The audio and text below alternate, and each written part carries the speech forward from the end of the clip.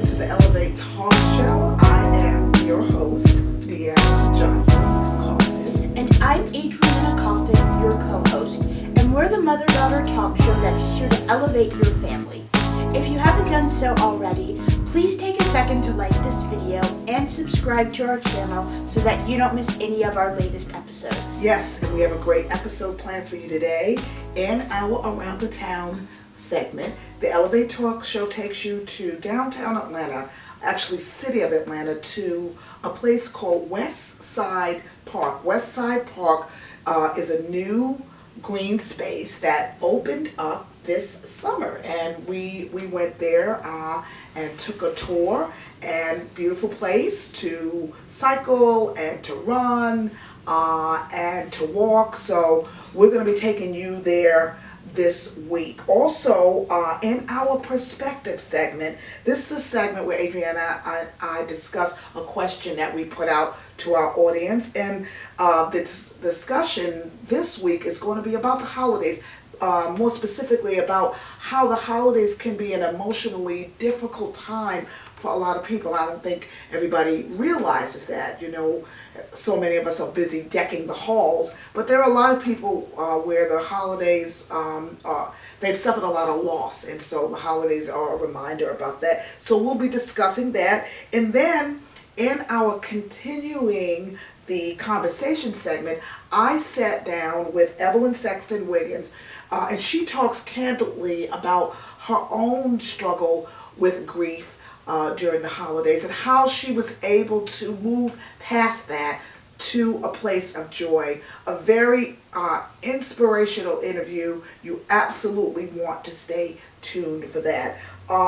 And we want to ask you, our audience, the question, and the question is this: are the holidays an emotionally difficult time for you?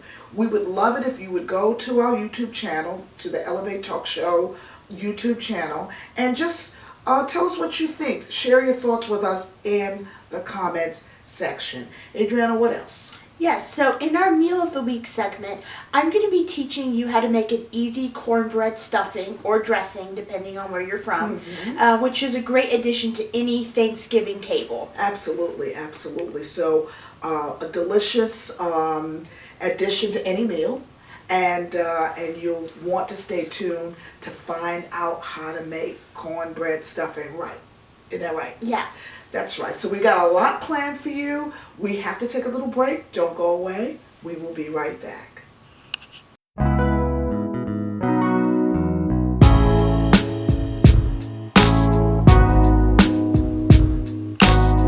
Well, welcome back to the Elevate Talk Show. And right now, this segment is called Perspectives. And this is the time where Adriana and I talk about a topic, a question that we actually put out to our audience, to you. And the question is this: are the holidays an emotionally difficult time for you? And Adriana and I have been discussing this actually off camera. And one of the things that we talked about is that for so many of us, we don't, we may not understand that everybody isn't into decking the halls. That the holidays can be a very difficult time, particularly if you've suffered loss, and the holidays are a reminder of that. And so what do you think? What's your thoughts about the holidays and sadness and grief and emotional difficulties? Well, I definitely agree that the holidays are a time that are very painful for people who have lost loved ones. Right. But even for people who aren't experiencing that particular type of trauma, it can still be a very distressing time. Where, I mean, people might be going back to visit their families who have very different values, very different political values, so and there can be a lot of friction and arguing during that time. People who are having economic issues might feel pressured to give more gifts than they can afford, or they might feel ashamed if they can't do that. Or even people dealing with, food allergies, navigating that time. Right, very, very stressful, and let's not forget that we are still in a pandemic. And so that can be stressful. Or if you're having to travel to see family and you're wondering, do they have the same saying, safety protocols that you might have. And so that all can be very stressful, but also there are families where there's been trauma and drama, where there's lack of communication, and so you find yourself being pulled back into some of those old, uncomfortable, awkward, maybe even toxic situations. All of those kinds of things can cause stress, don't you think? Definitely. Even if like you said, you hadn't had a direct loss. But this past year and a half, 19, 20 months, there are so many people who have experienced loss. And so it can be a very difficult time. And I think what also makes it difficult is that you feel you're supposed to be happy. Definitely. Because everybody else around you is happy. You see the commercials on TV, there's all the holiday music, there's the concerts, there's, people shopping and decorating trees, and you thinking, why am I not happy? Why is everybody else happy but me? But I think it's important to understand that there's a lot of people suffering, and I think one of the things that you have to do is honor your own soul, know your own soul, and take care of that. Set those boundaries, and it may be that this year you have to say, no, I can't go. Or that maybe you're going to go, but you're only going to stay for a few hours or stay for the day instead of spending an entire weekend or going for the week. You know what I mean? Yeah. I think it's important. It may not necessarily have to be all or nothing, but I think that you have to assess your own mental health and, and decide to do what's best for you. What do you think? Yeah, I definitely agree with that. Absolutely, absolutely. So with that, we're going to take a little break, but when we come back, we are going to continue this conversation about emotional stress during the holidays with Evelyn Sexton-Wiggins. So we'll take a little break, but we'll be right back, so don't go away.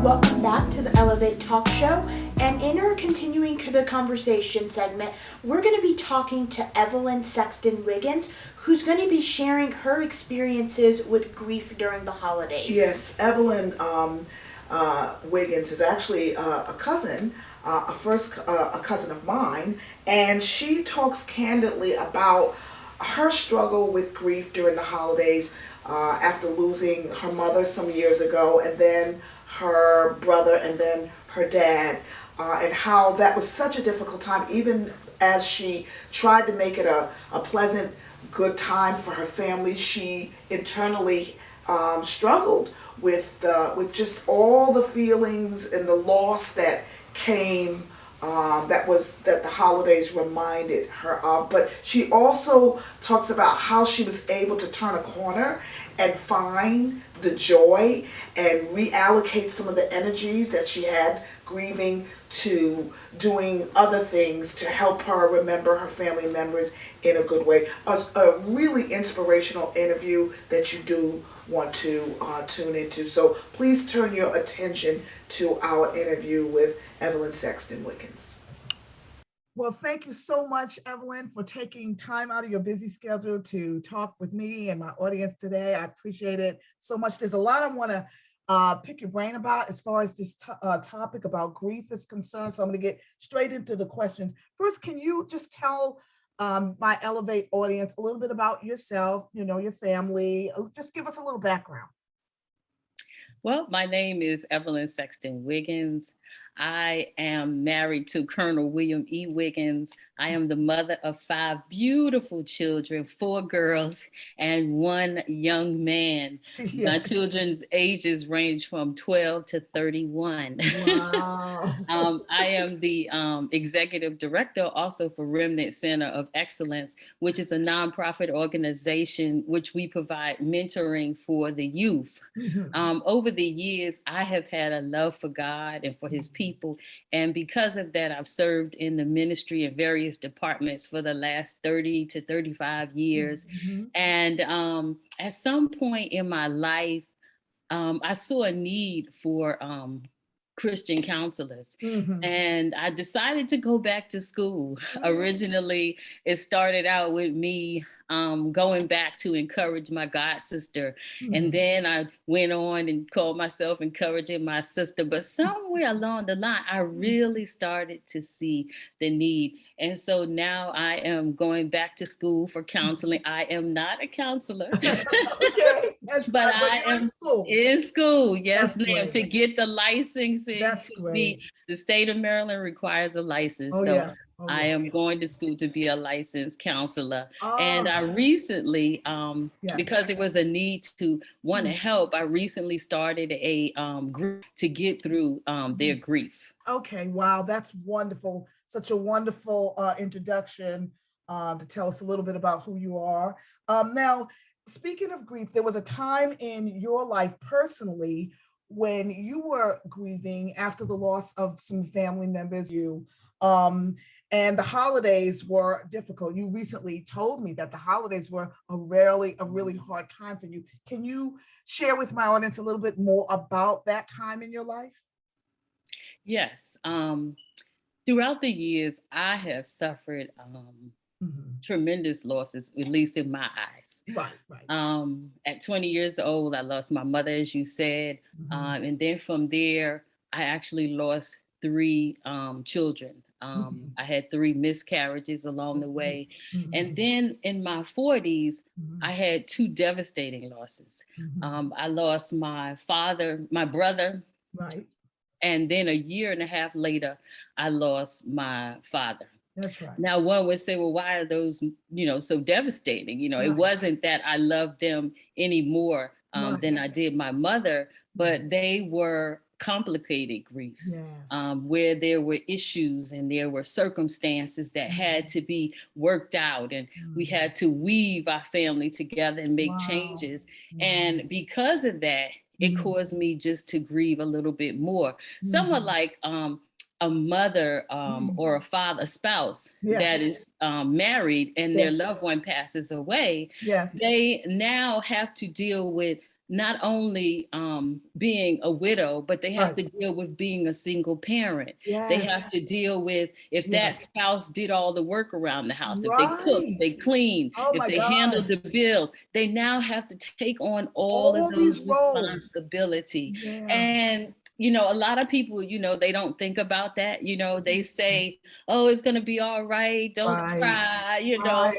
They try to encourage you. They do. After the months go by. And you're in the mix of trying to weave your life back together. Sometimes you're there by yourself and you need help and you need people by your side. And so that's the reason why, as I told you, I went back to school. That's right. Because there was a time when I found myself, I think it was like during the Christmas holiday, and I kind of felt like there was like this white cloud, where I just didn't really want to do anything. I didn't want to celebrate because the holidays reminded me of the fact that they were no longer there. That's a hard time. And I think it makes it particularly hard when you feel like, or the world tells you, you're supposed to be happy. I mean, that's what's all around you, all the commercials, deck the halls with boughs of holly. I mean, people shopping and, commercials where the families are sitting around eating holiday dinners. And so I think it makes a difficult time even harder, don't you think? Yes, most definitely. And that's the part that really makes it so hard, what you mentioned earlier, because you're sitting there thinking to yourself, well, everybody else is telling me to get over it. Why can't I shake it? Why can't? But the truth of the matter is, it's normal. Yes, it is normal. It is normal. But I think as Americans, we have a more difficult time with grieving. I think as Americans, I think our culture says, just get busy, just do the next thing, just keep it moving. I think in other cultures, because I know people from some other cultures, they live here now, but they still practice the grieving and the mourning that their culture, has given them. And they don't do that. They don't move through it and try to pass it over like we do. So, and I think that there's something very unhealthy about just saying, oh, well, I should be better now, so I'm going to pretend. And so that brings me to my next question. I know grief looks different on different people, but how did that look for you during that time? Because you obviously were doing something because people didn't know. As I stated earlier, I had to deal with the losses within a loss, taking care of a family. As I was telling you earlier about, the young spouse and all of that. Right. And so I had to deal with issues and affairs of the family, going to court, handling different things. And when you're in that kind of a process, it's like you never really get to mourn and get through it. Wow. Because while you're in that process, it's like every time you have to pull out a birth certificate, every time you have to go down and fill out papers, or every time, it's like you're pulling it all back up again. It's reopening up the wound. Yeah, it's reopening the wound. And most people, they don't think about that. No, most people, they're not necessarily doing that part of it. That's right. That's right. They just want the money, but it can be a very difficult thing, if it takes time, because you have to continue to go, into that. Right. And so for me, the holidays, while, nobody knew, because I tried to make sure that everything was perfect for my kids, that they had everything they needed. Right. But inside, I was still hurting, because there were times when they would ask me for those things around the holidays. Right. And I had to deal with it, The next question would be, so how did you get through it? What did you do? What happened? Was there one thing? Was there a series of things? How did you get through it?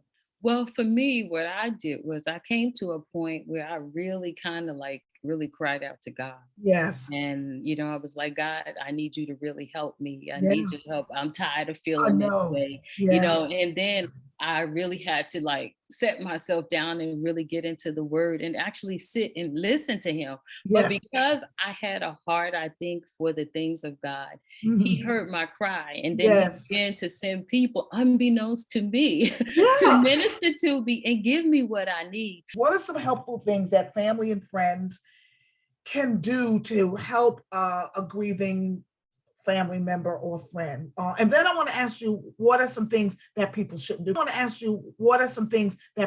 Because sometimes, and you and I talked about this, I think, off camera, people will say and do, and they mean well. Yes. But they will say and do the darndest things, and you're like, oh my God, that was absolutely the wrong thing to say. The things that I feel they should not say would be, sometimes they say, well, at least she lived a long life. The grieving person is like, but she didn't live long enough. What are you talking about? I want her to still be here. Yeah. And then sometimes they say, he or she is in a better place. No. I want them here. Exactly. That's the thought of the mind. And sometimes they say, sometimes they say she or he brought this on themselves. Oh my God. Depending on what happened. And that's never right. Well, you know what? We could go on and on about this. There's so many things that, even as I talk to you, have popped up in my mind, questions. But you know what? It's a subject that we can revisit at another time. But I really think that it's good for people to hear this now, particularly as we get ready to go into Thanksgiving. And of course, after that, Christmas. People are hurting, and I think they need an encouraging word, and they need resources that they can plug into. So I appreciate you taking time out your schedule and being with us today. It's a real I think it's going to be a blessing to a lot of people. Thank you. Well, no, thank you for having me. Well, we hope that you enjoyed that inspirational interview with Evelyn. I want to thank her so much for sharing her story with us. We need to take a little break, but don't go away. We'll be right back.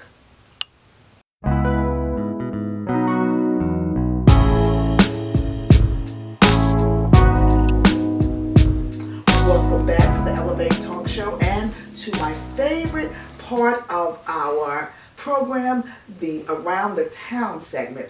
This week, the Elevate Talk Show takes you to Westside Park in the city of Atlanta, a new space for recreating and just all things outside. You remember our time there? Yes, I remember going to Westside Park, and there's a lot of trails there. If you're looking for somewhere to walk or run, this is the place for you. Absolutely, absolutely. Great space, great place. So please turn your attention to our Around the Town at Westside Park. This week, the Elevate Talk Show takes you around the town to Westside Park, City of Atlanta's largest green space. Westside Park, which is located at 1660 Johnson Road in Northwest Atlanta, has two entrances off of Johnson Road, the iconic dinosaur ribcage entry and the driveway near the cell phone tower. Westside Park offers an adventure for those who love being out in nature. Whether it's walking, cycling, or just a photographic opportunity, there are over 280 acres of green space and trails for those who love the great outdoors. The park provides signage and well-designed graphics to enhance pedestrian and bicycle traffic. The park also has elements that include educational facilities and venues for events. Westside Park, which opened in August of 2021, is located at the Bellwood Quarry Reservoir, which holds 2.4 billion gallons of emergency drinking water for City of Atlanta residents. Additionally, the park's grand overlook offers the public breathtaking panoramic views of the reservoir and the Atlanta skyline. Another notable mention is that the park's 400-foot deep quarry is a popular filming location, and it can be seen in movies such as The Walking Dead, Stranger Things, and The Hunger Games. As the population of Atlanta continues to grow, the need for public green spaces will have to increase accordingly, and the development of the Westside Park takes a giant step forward in that direction. For more information about Westside Park, visit www.westsidepark-atl.com. We hope you enjoyed our time at Westside Park. We need to take another break, but don't go away. We'll be right back.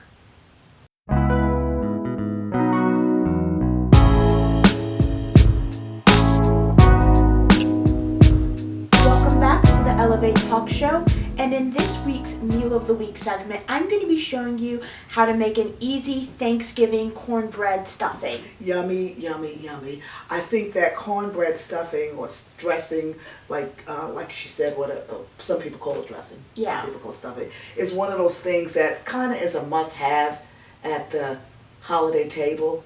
What do you think? Yeah, I think it's a very important item to have. I think it's on the level of macaroni and cheese. And so you really don't want to mess this up. You want to get this right because, I mean, let's just face it, depending on what family you're in, you could be stoned. No, I'm kidding. Maybe not stoned, but definitely, glared at disapprovingly. Very much so. And so you wanna learn how to make this right. And so take a look at Adriana's Meal of the Week with the cornbread stuffing. Hello and welcome to our Meal of the Week segment. Today I'm going to be showing you how to make an easy cornbread stuffing. So let's get to it. So we're going to start off by adding about half a cup of Italian sausage to a pan. And we're just going to break that down and cook it until it starts to brown.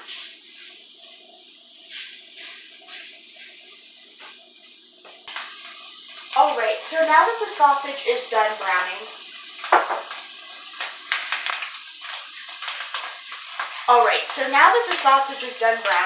I'm going to add 1 medium-sized onion and 3 cloves of garlic to the pan and cook that until the garlic and onions are softened.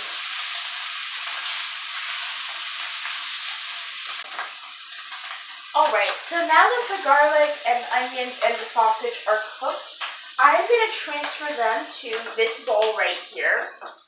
and then we're going to move on to the next part of our recipe. So now that we've finished cooking the sausage and onions and garlic, we can move on with the rest of the recipe. So I'm going to take this and add it to our cornbread. What you're going to need for this recipe is you're going to need about maybe 8 to 12 pieces of cornbread diced into 1/2-inch cubes. So now I'm going to add 2 eggs.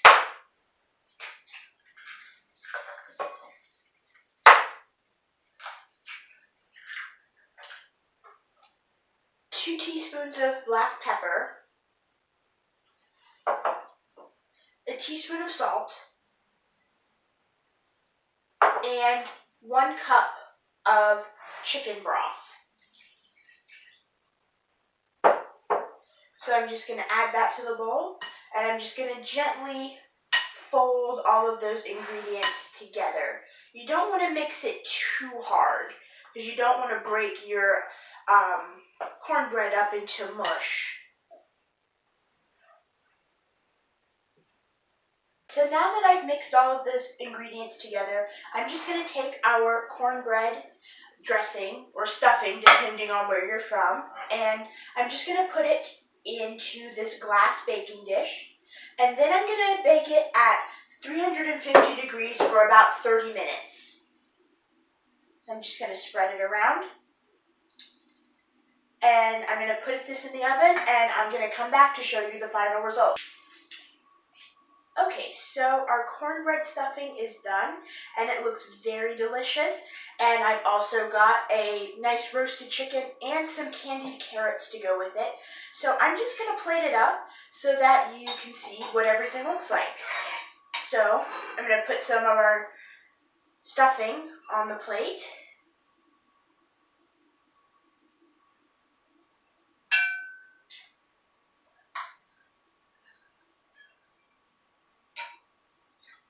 And I'm going to put some candied carrots on here. Some just nice steamed carrots with a little bit of butter and sugar.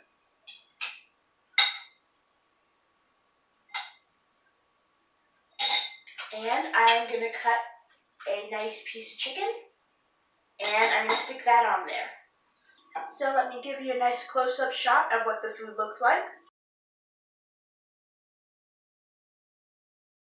Well, I hope you enjoyed this week's Meal of the Week segment, and I can't wait to see you again next time. Well, we hope you enjoyed that cornbread stuffing recipe that Adriana just shared with you. We have to take another little break. Don't go away. We'll be right back.